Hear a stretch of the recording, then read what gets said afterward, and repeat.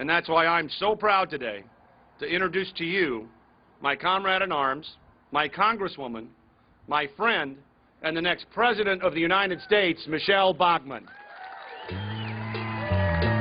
Get on.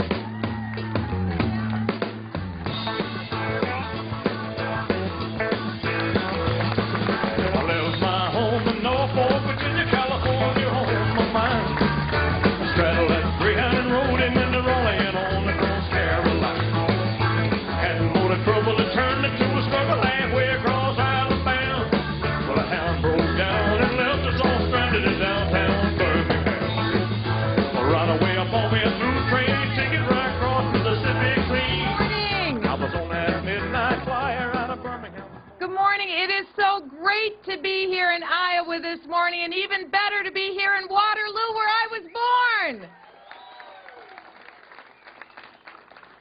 I think it is entirely fitting that we are here today at the Snowden House, the site that was once the Waterloo Women's Club. So thank you for being here. My name is Michelle Bachmann. I stand here in the midst of many friends and many family members to announce formally my candidacy for President of the United States.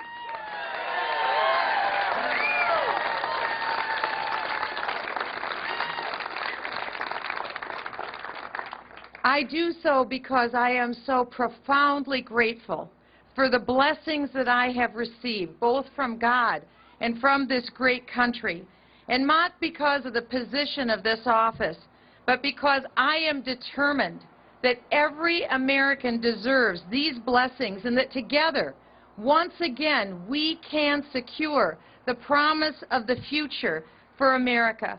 Because I want to bring a voice, your voice, to the White House, just as I brought your voice to the halls of the United States Congress, to secure that promise of the future, not only for our generation, but for the generations yet to come.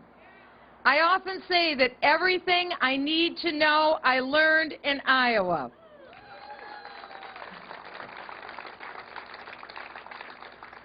I learned those lessons at Hawthorne Elementary, at Valley Park Elementary, and at my home, which are a very short distance from where we're standing today, because this is where my Iowa roots were firmly planted.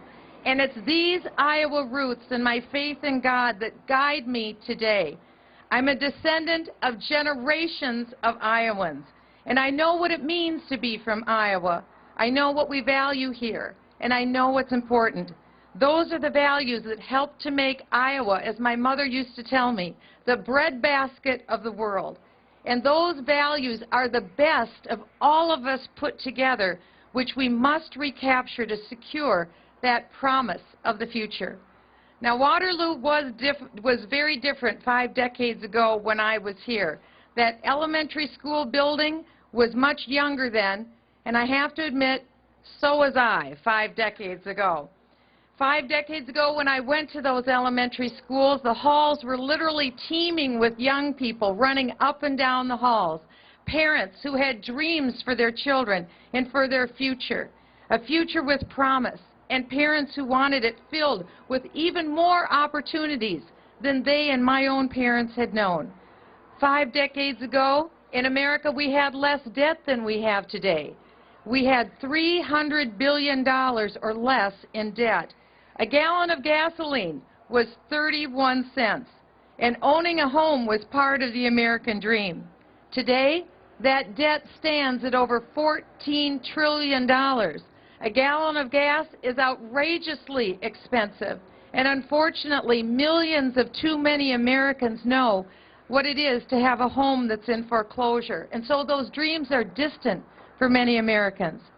Times have changed here in Waterloo, but the people haven't.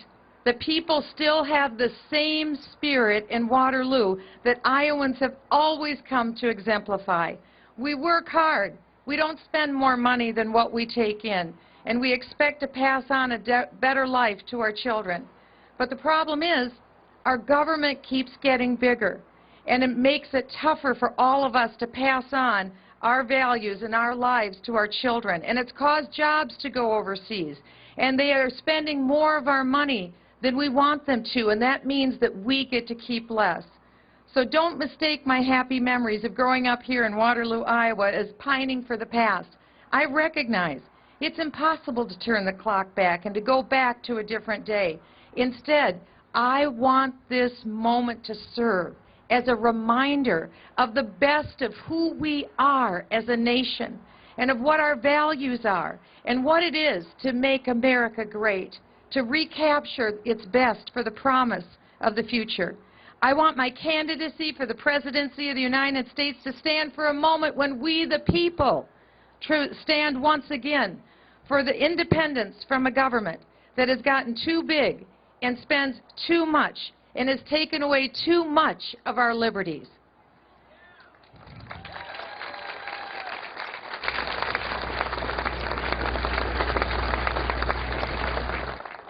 As Americans, we've always confronted challenges, and our history is one that's been marked both by struggles as well as by prosperity.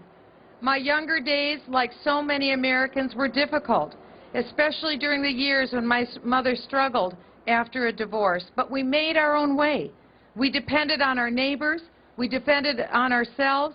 It wasn't our government that we depended on for our help, because we trusted in God and our neighbors and not in government. Americans still have that same spirit, but government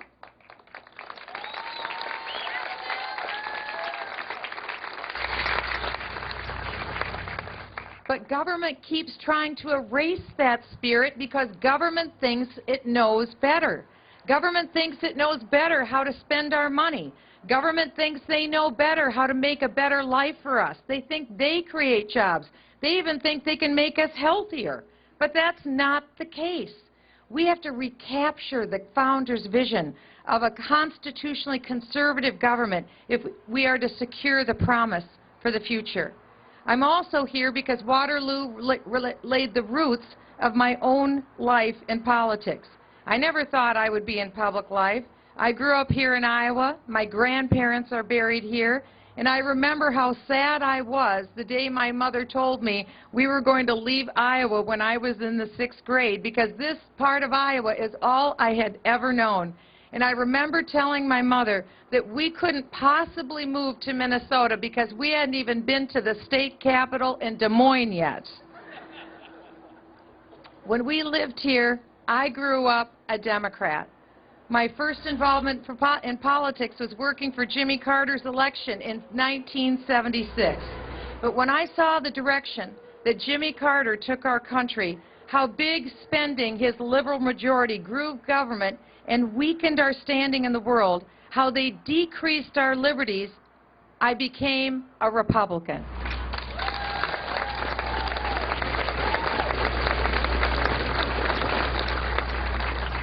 I remember the day distinctly when I stood in the kitchen of my grandmother's home on Lafayette Street here in Waterloo. I listened to my dad, who was a Democrat, talk to my grandmother, who was a Republican, and they were discussing Lyndon Johnson's Great Society program. And it was my Republican grandmother who gave an admonition to my father. She said to him, "David, it won't be you who pays for all of these programs of the Great Society. It will be Davy and Michelle, my older brother David and myself. And now my grandmother's prediction has come true.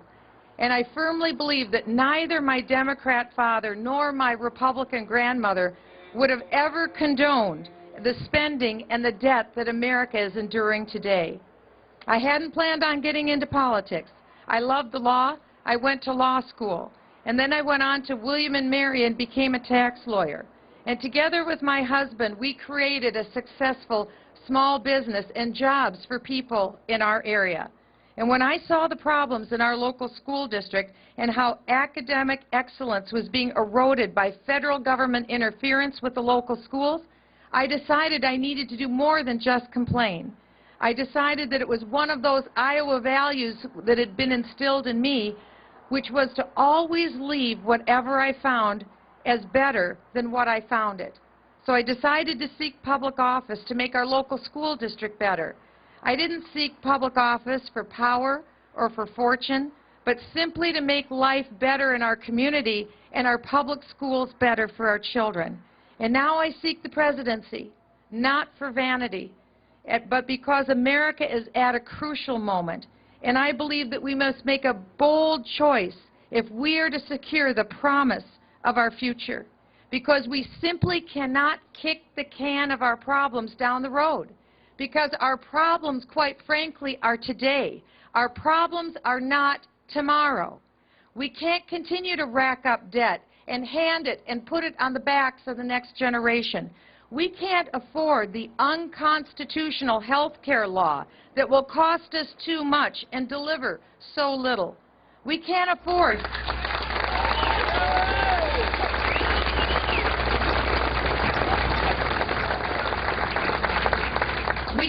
afford 4 more years of failed leadership here at home and abroad. We can't afford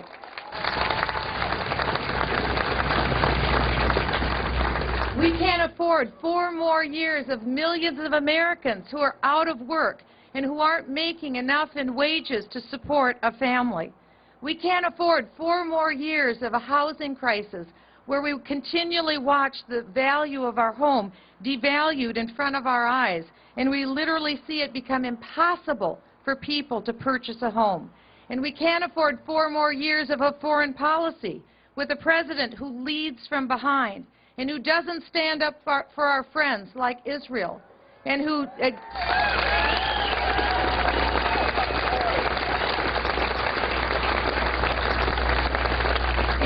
too often fails to stand against our enemies. We cannot afford 4 more years of Barack Obama.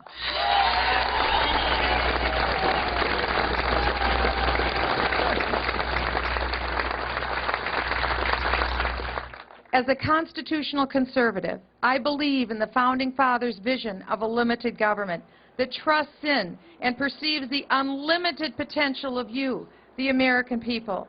I don't believe that the solutions to our problems are Washington-centric.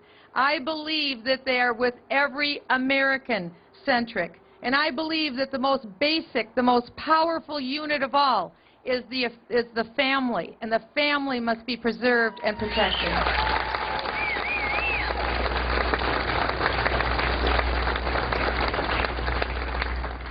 We've begun another campaign season, and it almost seems like the last one only recently ended. But through the rancor of a campaign, let us always remember there's always so much more that unites us as a nation than divides us, because our problems don't have an identity of party. They're problems that were created by both parties. I think that Americans agree our country is in peril today, and we have to act with urgency in order to save it, because Americans aren't interested in affiliation. They're interested in solutions and leadership that will tell them the truth. And the truth is, all of us, we, the American people, are the solution, not our government, because this issue is about big issues. It's not about petty ones. And when all is said and done, we can't be about big government as usual, because then America will lose, quite frankly. And in Washington, I'm bringing a voice to the halls of Congress that has been missing for a very long time. It is your voice. It's the voice of the people that I love and the people that I learned so much from as a young girl growing up here in Waterloo. It's the voice of reasonable, fair-minded people who love this country, who are patriotic, and who see the United States as the indispensable nation of this world.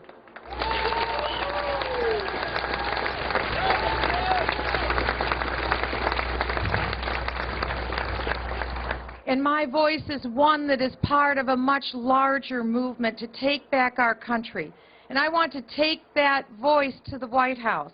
It's the voice of constitutional conservatives who want government to do its job and not our job, who want our government to live within its means, not our means, and certainly not our children's means. I am here today in Waterloo, Iowa, to announce we can win in 2012, and we will win.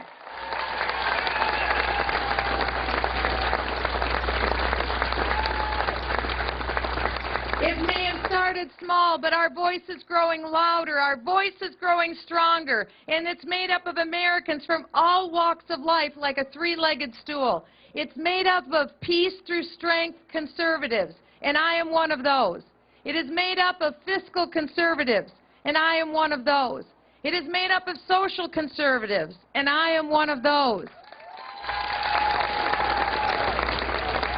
And it's made up of the Tea Party movement, and I am one of those.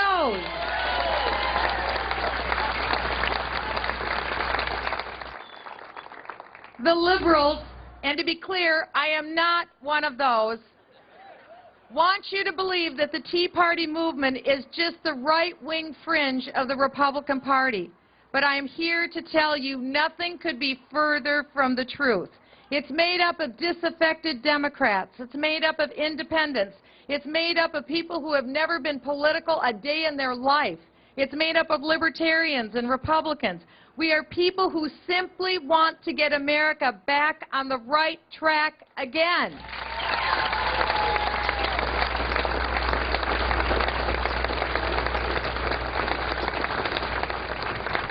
We're practical people. We know our country can work. We just want it to work again.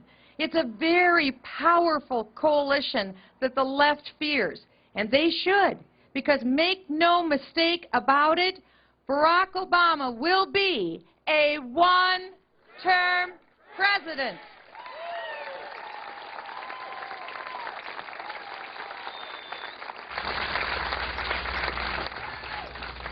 In February 2009, President Obama was very confident that his economic policies would turn the country around within a year. He said, and I quote, "A year from now, I think people are going to see that we're starting to make some progress. If I don't have this done in 3 years, then there's going to be a one-term proposition." Well, Mr. President, your policies haven't worked. Spending our way out of the recession hasn't worked. And so, Mr. President, we take you at your word.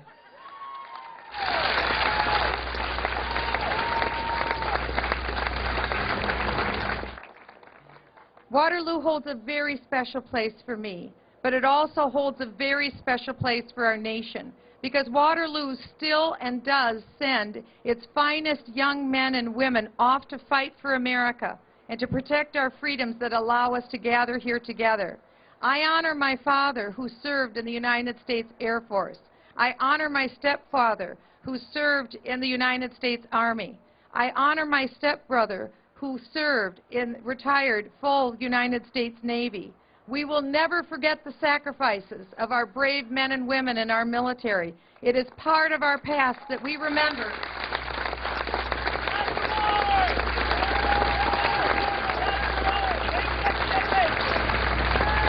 To secure the future of the promise of America. And it's those values that make our country unique and make us the most powerful force for good on this planet.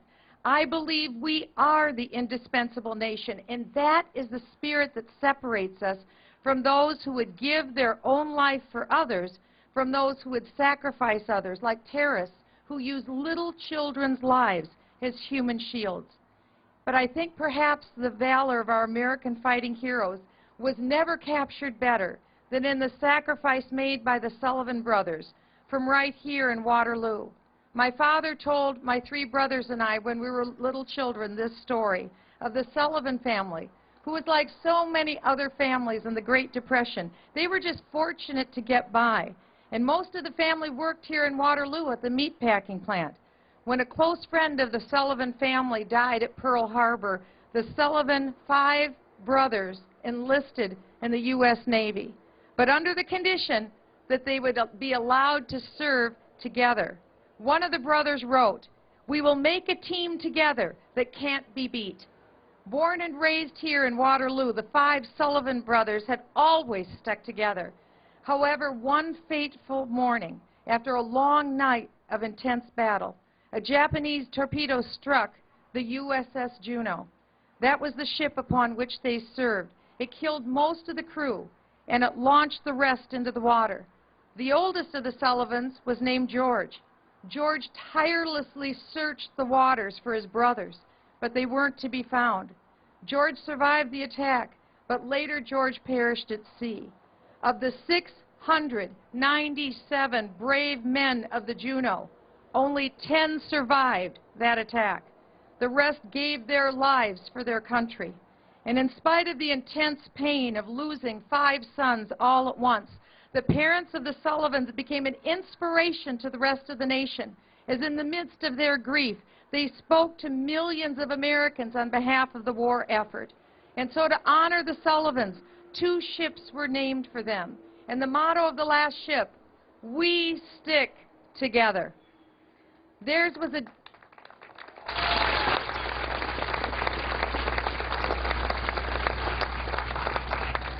a demonstration of the Holy Scripture which says, "Greater love hath no man than this, but that he lay down his life for his friend."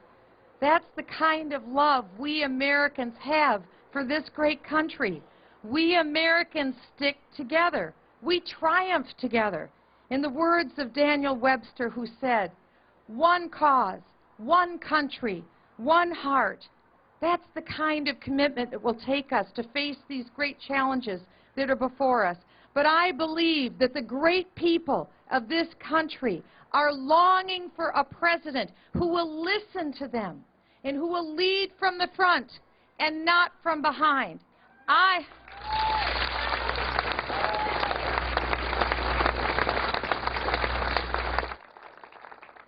am Michelle Bachmann. I am running for the President of the United States. Together we can do this. Together we can rein in the corruption and the waste that has become Washington, and instead we can leave behind a better future for the next generation of Americans.